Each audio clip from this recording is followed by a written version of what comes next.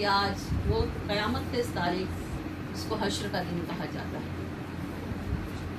आज का दिन मसाइब का दिन है। शब आशूर आपने गुजारी, इबादत की, जिक्र किया, मजलिस की, मातम की। सुबह से अब तक ज़िक्र हुसैन में मशगूल हैं, मजालिस में जा रहे हैं, लेकिन उम्मीद है आपको कि अब जब रात होगी हम अपने अपने बिस्तरों पर जाकर सो जाएंगे। थकावट उतर जाएगी, दिन भर की जो गर्मी है, जो गम है, जो हमने गिरिया किया है, जो हमारे जिस्म में चलने फिरने, मजलिस में जाने, रात के जागने से जो थकावट है वो ख़त्म हो जाएगी। लेकिन हम और आप अपने अपने बिस्तरों पर जाके सो रहे हैं। तसव्वुर करें करबला की उन बीवियों का, उस हुसैन के खानवादे का, उस हुसैन की बहनों का, उस हुसैन की बेटियों का, उन शहदा की बेवाओं का, उन यतीम बच्चों का। हम तसव्वुर में भी उनकी तकलीफ को नहीं ला सकते। हम जितना भी तसव्वुर करें हमारी सोच की हद तक वहाँ जा ही नहीं सकती कि जो क़यामत उन पे गुजरी। किस हुसैन की बात हो रही है? ये वो हुसैन है कि जो अभी इस दुनिया में नहीं आया है, उसकी माँ उसके गम में रोने लगी है। आज हर घर में, हर इमाम बारगाह में, हर फर्श वो फातिमा ज़हरा मौजूद है और आंसू बहा रही है। ये वो बच्चा जब शिकम में मादर में आता है तो एक दिन रसूल खुदा की खिदमत में आके बीबी फातिमा ज़हरा कहती है, बाबा जान जब से ये बच्चा मेरे शिकम में आया मुझसे बातें करता है। रसूल खुदा पूछते हैं कि ज़हरा क्या बातें करता है? कहती है, बाबा जान जब भी मैं चक्की पीसने लगती हूँ मुझे अपने शिकम से आवाज़ आती है, अम्मा मेरा जिस्म जख्मों से चूर चूर। बाबा जान वुज़ू के लिए हाथों में पानी लेती हूँ मुझे आवाज़ आती है, अम्मा मैं 3 दिन का प्यासा। बाबा जान जब मैं लिबास तब्दील करती हूँ, देखिए ये मजलिस हो रही है, मसाइब हो रहे हैं हुसैन के, कब अभी हुसैन पैदा नहीं हुए। बाबा जब मैं अपना लिबास तब्दील करने लगती हूँ तो मुझे शिकम से आवाज आती है, अम्मा मेरा लिबास तार तार कर दिया गया। शाम गरीबा का मंजर बता रहा है मेरा मौला अपनी माँ को अपने पैदा होने से पहले। रसूल खुदा जब ये सुनते हैं तो आंखों से ज़ारो कतन अश्क रवा होते हैं। रसूल खुदा फरमाते हैं, ज़हरा तेरा ये बेटा करबला के बयाबा में 3 दिन का भूखा और प्यासा बेदर्दी से ज़िबा किया जाए। तो बीवी रोते हुए पूछती है, बाबा जान उस वक्त आप कहाँ होंगे? कहा कि मैं मौजूद नहीं होगा। फिर पूछती है, बाबा जान इसके बाबा अली होंगे? फरमाया रसूल ने नहीं, अली भी मौजूद नहीं होंगे। तो इसका भाई हसन तो होगा? कहा वो भी नहीं होगा। बाबा जान मैं कहाँ होंगी? कहा तुम भी नहीं होगी। तो फिर मेरे हुसैन को कौन रोएगा? मेरे हुसैन पे कौन गिरिया करेगा? हदीस की मोतबर किताबों में रसूल खुदा फरमाते हैं कि खुदा एक कौम को पैदा करेगा जो तेरे हुसैन के गम में रोएगी, फर्श अज़ा बिछाएगी, उसके गमों को, उसके मसाइब को याद करके रोएगी। तो बीबी ने हाथ उठाए, खुश नसीब हो आप सब लोग, खुश नसीब हैं हम सब लोग कि हमारे लिए बीबी ने दुआ के लिए हाथ उठाए। अब अगर बीबी की तवक्कुआत पे हम पूरा नहीं उतर रहे तो बहुत बड़े हमने गुनाहे कबीरा के मुर्तकिब हो रहे हैं। बीबी फरमाती है, मैं उन लोगों के लिए दुआ करती हूँ कि जो मेरे हुसैन के गम में रोएंगे। मैं वादा करती हूँ उनसे कि मैं जन्नत में उस वक्त तक दाखिल नहीं होंगी जब तक मैं उनको जन्नत में लेकर ना जाऊँ। जमानत दे दी, बशारत दे दी बीबी ने जन्नत की। अब हक बनता है हम पर कि हम हुसैन की उस कुर्बानी को वैसे याद रखें जैसे फातिमा ज़हरा चाहती थी। वक्त आंसू बहाना मकसूद नहीं है, क्योंकि हुसैन के गम में तो कायनात का ज़रा ज़रा रोया है। हुसैन के गम में तो मौजूदात आलम का ज़रा ज़रा रोया है। हम रोए तो हमने कोई खुदा पर या हुसैन पर या रसूल पर एहसान नहीं किया। सतारान हुसैन क़यामत का दिन है आज। बस इतना कहूँगी कि फजर आशूर से लेकर ज़ोहर तक असहाब हुसैन एक एक करके हुसैन पर अपनी जान निछावर कर चुके। ज़ोहर से लेकर असर के दरमियान खानवादा बनी हाशिम के नौजवान जा चुके اور جب وقت عصر قریب آیا تو حسین آخری رخصت کے لیے اپنے خیمے میں آئے. حسین آخری رخصت کے لیے آئے ہیں. بہنوں کو خدا حافظ کہا, اہل حرم کو خدا حافظ کہا, بیٹیوں کو خدا حافظ کہا, تمام شہداء کی بیواں کو خدا حافظ کہا. پھر مولا فرماتے میں فردن فردن سب سے نہیں مل سکتا ہوں کہ وقت میرے پاس بہت کم ہے, تم دو رو کھڑے ہو جاؤ اور میں تمہارے درمیان سے گزرتا ہوں.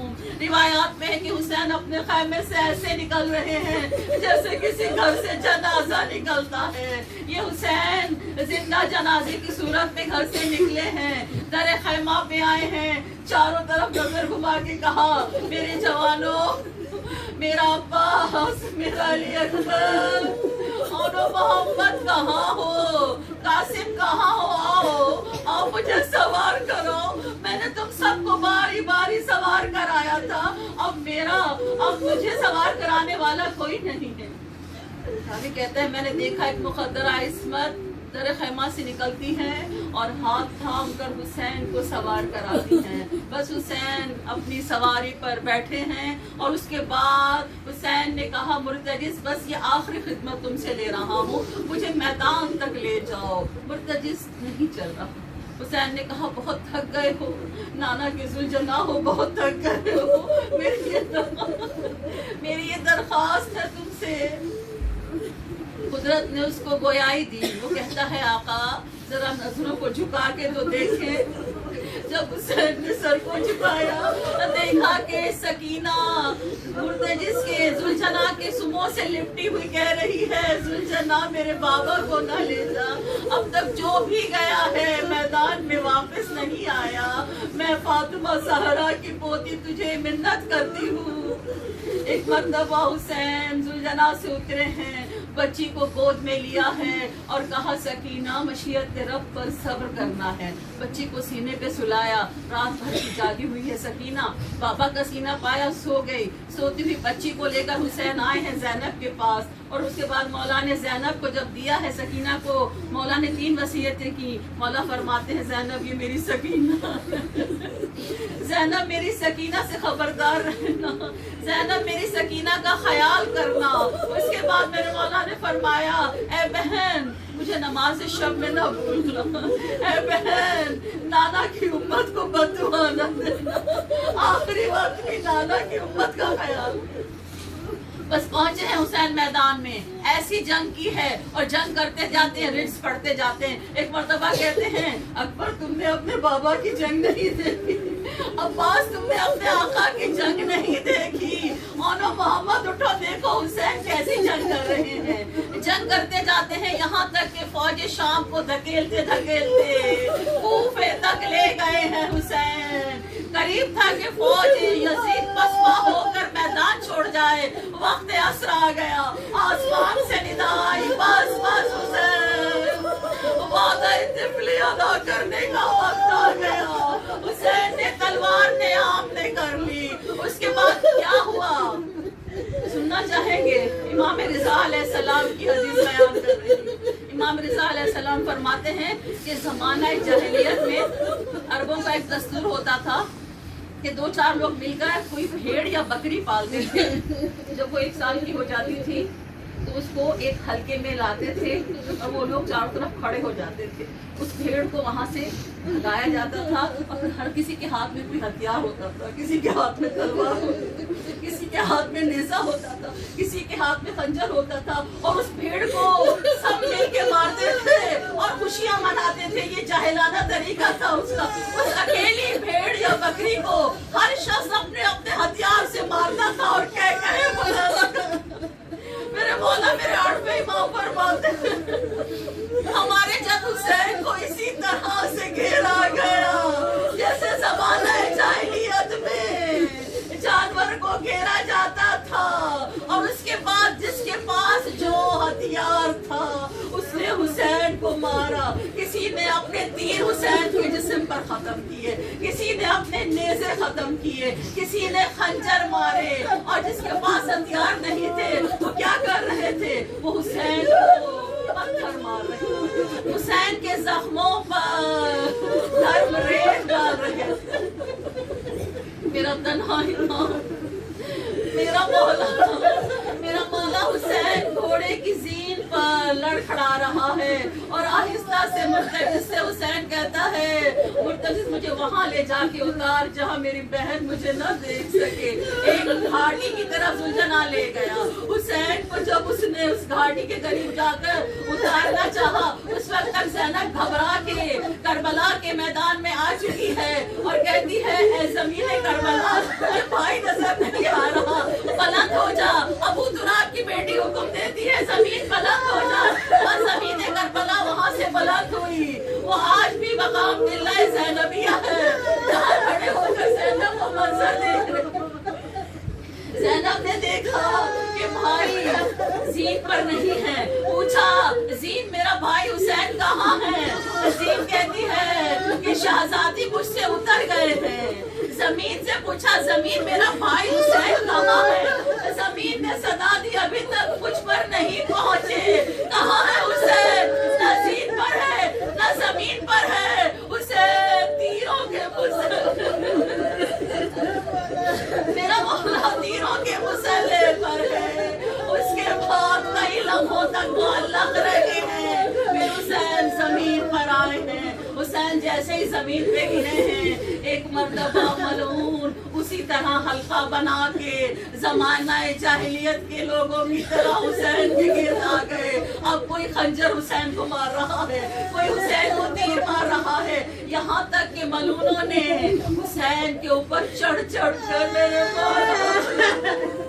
امام رضا علیہ السلام فرماتے ہیں دونوں پیروں سے حسین کے سینے دونوں پیروں سے حسین کے سینے پہ چڑھ رہے ہیں. خنجر لے کر شمر ملعون قریب آتا ہے, خنجر حسین کے گلے پہ رکھتا ہے. حسین کا گلا نہیں کٹ رہا.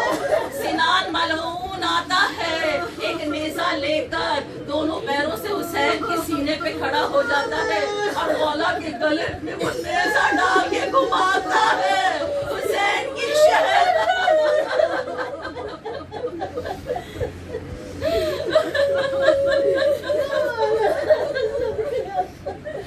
حسین کی شہر کاٹنے کی کوشش کرتا ہے. مولا نے کہا مجھے ایک بار سجدہ کرنے کی مہلت دے دو. بس حسین سجدے کے عالم میں ہے. شمر ملعون خنجر آبدار لے کے کھڑا ہے اور 13 ضربوں سے حسین کا سر قلم کر رہا ہے. زمین و آسمان لرز رہے ہیں, زمین و آسمان لرز رہے ہیں. اور پھر انیس کہتے ہیں جنگل سے آئی فاطمہ زہرا کی یہ صدا نے مجھ کو لوٹ لیا واہ محمد. 1900 ہے زخم تنے چاک چاک پہ, ارے زینب نکل حسین لڑکتا ہے خاک پہ. زمین کربلا کی ایک گوشے سے آواز آتی ہے اے عرض کربلا میرا بچہ ہے بے گناہ. اے دشت نینوا میرا بچہ ہے بے گناہ. اے نہر بے وفا میرا بچہ ہے. ارے گھیرا ہے ظالموں نے میرے نور عین کو. اے ذوالفقار تجھ سے میں لوں گی حسین کو. عزاداروں نے حسین فاطمہ زہرا کی صدائیں بلند ہوتی رہی. حسین کا گلا کٹتا رہا. جب اس ملعون سے کسی نے لشکر یزید میں پوچھا کہ جب تو حسین کا سر قلم کر رہا تھا حسین کیا کہہ رہا, وہ کہتا ہے جب میں نے پہلی بار خنجر رکھا حسین نے اللہ اکبر کہا, خود تکبیر پڑھی ہے حسین نے اپنی زبان کی, حسین نے اللہ اکبر کہا. جب دوسری مرتبہ میں نے خنجر چلایا تو کہا یا جدہ سلام یا رسول اللہ پکارا. جب تیسری بار میں نے خنجر چلایا یا علی کہا. چوتھی بار جب خنجر چلایا ماں زہرا کو یاد کیا. اس کے بعد چھٹی بار جب خنجر چلایا تو اپنے بھائی حسن کو یاد کیا. اور اس کے بعد جتنی بھی ضربیں میں نے لگائی حسین نے ہر ضرب پہ ایک ہی جملہ کہا. بس ہر ضرب پہ کہتے تھے عباس عباس عباس عباس کو پکارتے تھے. اور وہاں نہر فرات میں وہ بے سر اور بے بازو لاش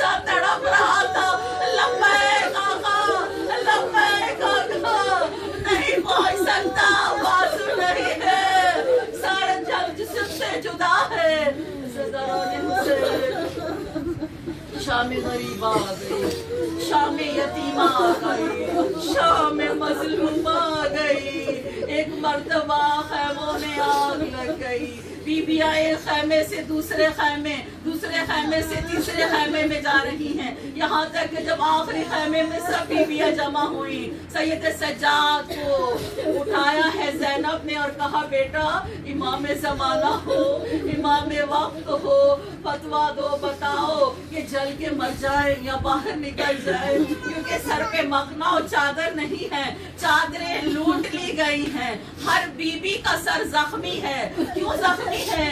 نوک نیزہ سے بیویوں کے سروں سے چادریں اتار رہے ہیں، ہر بیوی اپنی چادر کو بچانا چاہتی ہے، نوک نیزہ کی یعنی ہر بیوی کے سر پہ لگی ہے، ہر بیوی کا سر لہو لہان ہے۔